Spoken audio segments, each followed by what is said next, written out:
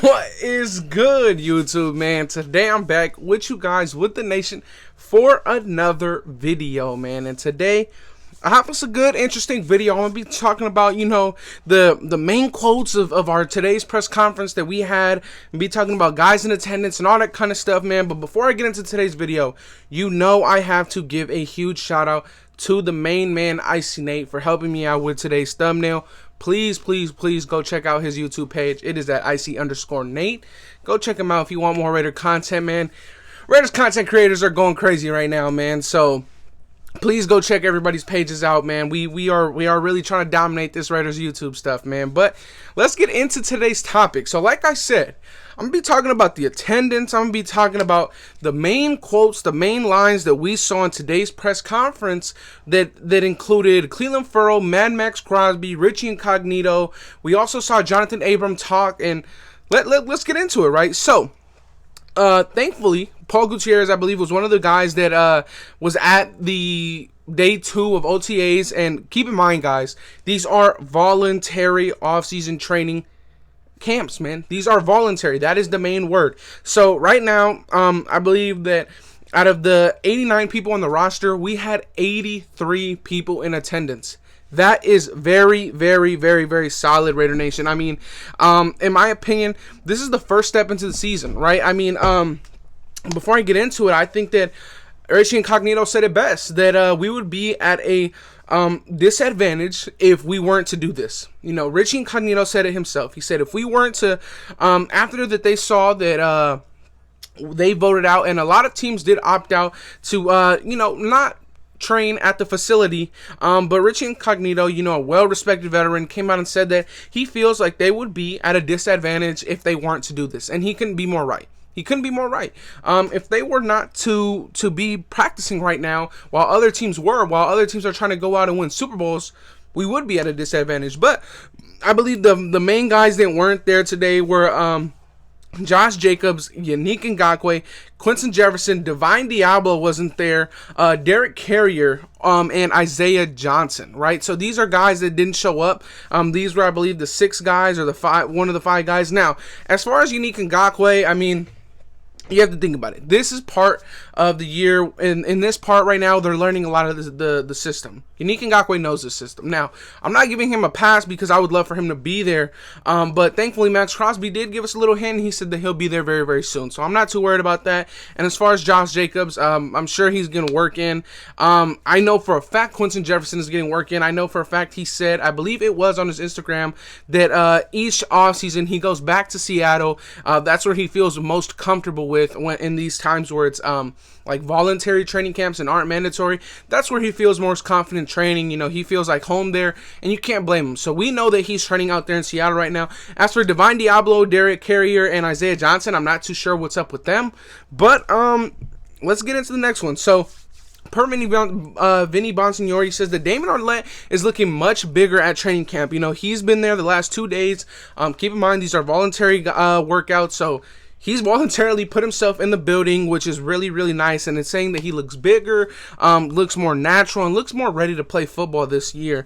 But let's get into the quotes of today's press conference, and I think this is a really big quote. Now, Clelin Ferrell did say that he doesn't like to evaluate the players that we have very soon, because that he said it himself. We don't even have pads on yet, but he said what a guy that he really likes that stood out to him was my favorite UDFA signing, Darius Stills. He said he's got a lot of twitch, very good. He said, coming out of West Virginia, you expect good things, but he was very, he didn't say he was very surprised, but it was a pleasant surprise with Darius Stills, and he feels like he has a good future, and he said he's got a lot of twitch to his game. So that's coming from defensive end Clelin Ferrell. That was one of the things he said in his presser.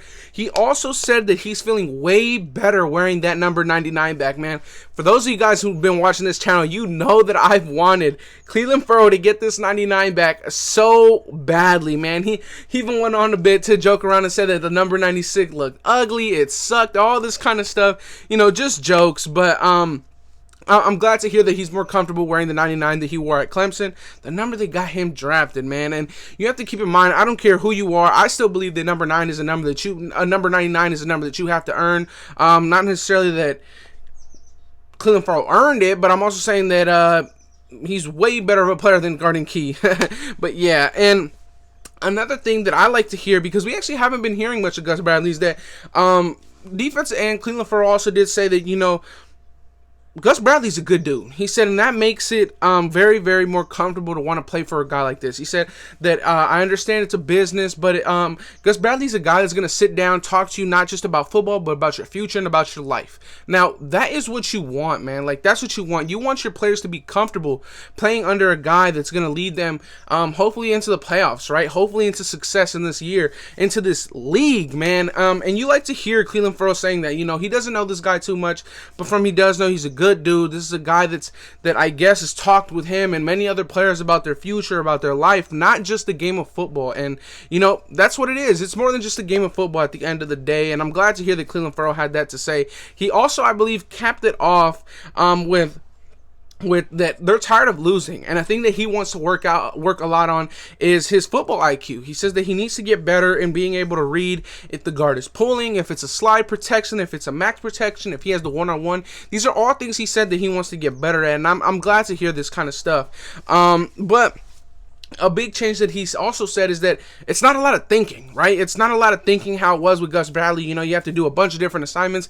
He said it's more just like go out there, make plays. That's what this team is built on. That's what this defense is built on, is making plays realistically. But he said that there is a lot of responsibility when it comes to the running lanes, right? He says that there's only 4 down linemen, but you have to fill 6 lanes in this defense. Now, it's tough, but I do believe that we have the guys to do that. Now, he also mentioned a bit on our first round pick, Alex Otherwood, saying that coming from a big school, big system in Alabama, he came in as a pro-ready guy, and he's glad to see him that he's just humble, ready to go. But let's go on to the next presser, and that was about Max Crosby. He said he flat out said we had a defense that struggled last year, and we're trying to turn that around. And then he also went on to say that Coach Gus Bradley is an awesome guy.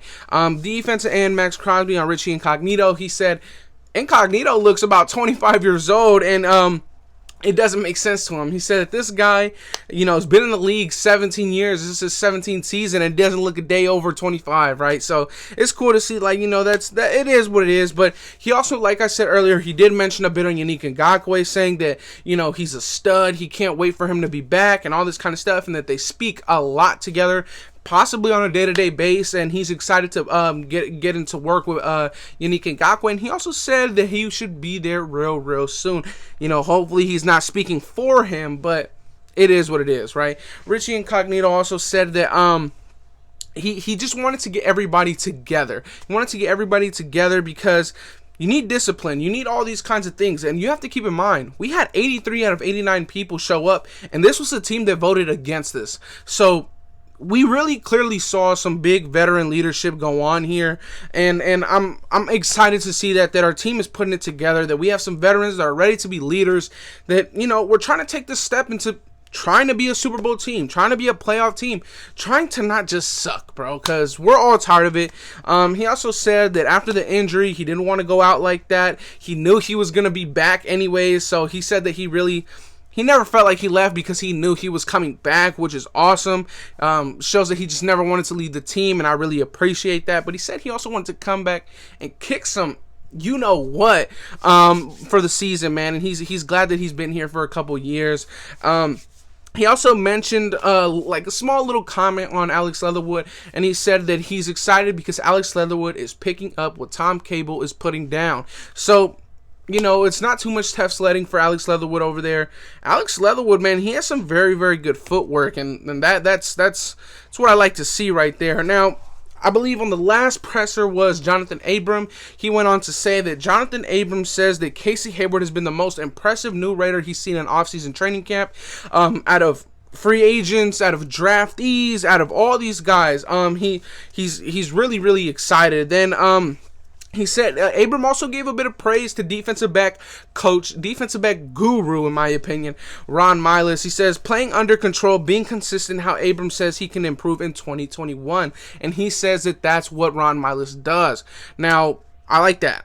I like that, man. I really, really do. I mean, it shows that these guys are in there getting to work, like really trying to win. And then he also mentioned the cat's out of the bag. We're not going to see Jonathan Abram playing deep high safety. I'm sure many of you guys already knew that or had some speculation on that. I mean, it was pretty relevant, or I mean, I think I used that wrong, but it was pretty easy to see that coming. He says Jonathan Abram likes his move to what they call box safety. He said it's more suitable to his talents and his strengths. So there it goes right there. I mean, he said that basically what he was in before wasn't the best for his talents, wasn't the best for his strength.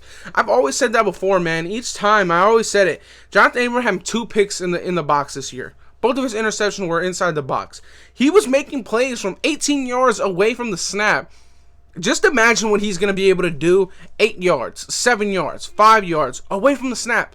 Consistently, man. I'm just really, really excited to see this kind of stuff pan out, see where we are. But those are like the main touching points, touching quotes that we saw today in today's presser.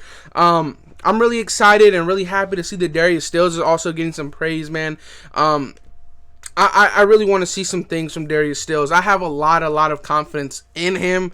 I'm glad to see Alex Leatherwood out there. You know, of course, you would want to see your $13 million man, Unique Ngakoue, out there, but it is what it is. At the end of the day, this dude's way better than David Irving, so there's no cutting there. I don't really have much to say on the whole Zay Jones getting number 7. I mean, I really don't care. It's a number. These guys are going to make a name for themselves regardless. If they want to ball out, they're going to ball out regardless of the number, in my opinion. That's just how I think about it. I know that I was really one of the guys that really wanted Clelin Ferrell to get his number back, but in my opinion, that's different, but at the same time, it really isn't. So I can see what you guys mean on that. You really wanted him to get his number. I understand. I think we all wanted to see him in that number 7. It would have been dope. But yeah, man. I mean, last touching topic. I believe that Clelin Ferrell said that he's always, ever since entering in the NFL, he's always voted Richie Incognito as a captain. And real quick before we sign out, these are the dates of cuts for entering the season. So August 17th, each team in the NFL is expected to cut down their roster from a 90-man roster to an 85-man roster. Then 1 week later, the 24th of August, each team is expected to go from 85 to 80. Then on the last cuts, this one is the big one. Each roster, each team in the NFL is expected to cut on August 31st, have their roster cut down from 80 all the way to 53. So it's going to get serious once we get past July. It's going to be real interesting to see where we're at by that point. But I'm excited, man. I'm really excited to see where we're going. I'm glad to see pressers. I hope we get these every day. I'm pretty sure we will.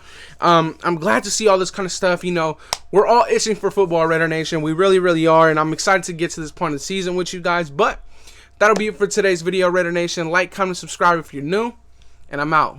Peace.